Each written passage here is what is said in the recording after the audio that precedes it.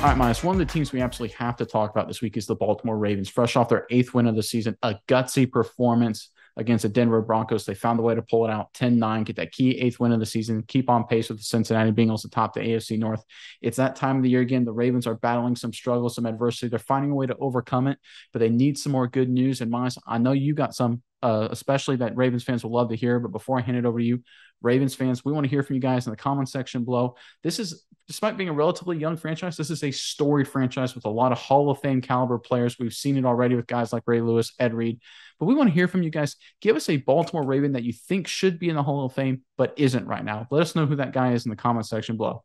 But Miles, give us the latest out of the Charm City.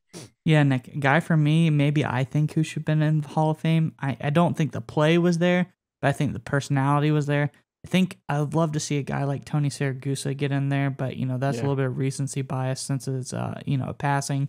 Rest in peace, Goose. But, Nick, there is some good news for the Ravens. It was a tough win. It was an ugly game to watch. It probably didn't inspire a lot of confidence, but the good news is, although Lamar Jackson did exit with a knee injury, he is now being said to be week to week. So it is not a season-ending injury at this point by any means.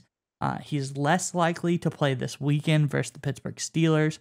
And it's going to be, a case-to-case basis, but I think he should come back soon. I think they're just taking precautions because that's what Baltimore has frankly done all year. Anytime anyone gets banged up, they're taking the extra precautions because after a year like last year, you don't want to dance around with these injuries. You don't want to mess with that. But Nick, I have news for the Ravens fans, and there is reason as to why you shouldn't be so worried about whether Jackson plays or not this weekend. That is because backup quarterback Tyler Huntley came in, and he played an excellent game, Nick. He comes in off the bench and leads a 91-yard touchdown drive to win the game. And it was a thing of beauty, Nick. He went out there and did whatever he needed to do to get the job done. And no, he is not better than Lamar Jackson. No, he does not deserve to be the Ravens quarterback. But what you can think about Tyler Huntley is that he is serviceable enough to get the job done against a Pittsburgh Steelers team who is very young. They're very inexperienced going against Tyler Huntley. They don't know this offense very well. And there's a lot of new pieces on Pittsburgh, so I think they're a very beatable team. But I think Huntley is decisive enough. He's quick to get the ball out of his hands. He can still use his legs. He is not as elusive as a guy like Lamar Jackson, but he's elusive enough. I think he can do all the things we need him to do to win. Quite frankly, Nick, last year we went to go see Huntley play. We saw them play the Rams, the Super Bowl champion Rams, and he played a pretty good game. He almost beat them. He almost beat the Packers. There's so many good things he did last year. I think that Baltimore has nothing to worry about. Hopefully Lamar's back sooner rather than later, but I think they're in capable hands in his absence. Yeah, so one of the vibes after the game from a lot of people, the Ravens blogosphere, so to speak, was that Greg Roman kind of opened up the offense a little bit, not counting that trick play with Prochet. I'm going to forget that. But with Huntley in the game, people were saying he did a better job calling plays, did a better job giving quarterback easy opportunities, just playing to his strength. Did you get that feel when Huntley was in the game that Roman was really tailoring the offense to what Huntley does best?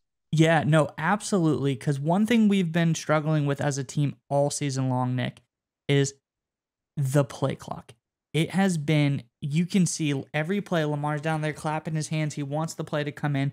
They have been running the play clock down to the wire every single play, and we've gotten a ton of delay of game penalties. It's been down to the wire all the time. But when Huntley is in, it seems like the calls come in much faster. I think it was like 20 seconds left on the play clock a lot of the time, rather than the old 5 seconds left on the play clock before the snap of the ball. And I know Greg Roman has this philosophy of, the more time we run off the play clock, the less time the other team has to have the ball. And I get that. Okay, that makes sense. But I felt much more comfortable when they put the plays in early. Huntley had time to read the defense, do whatever he needed to do, and, call his game. They called the game to Huntley, and it made me more comfortable when they called the game to Huntley. So I was very happy with what I saw there.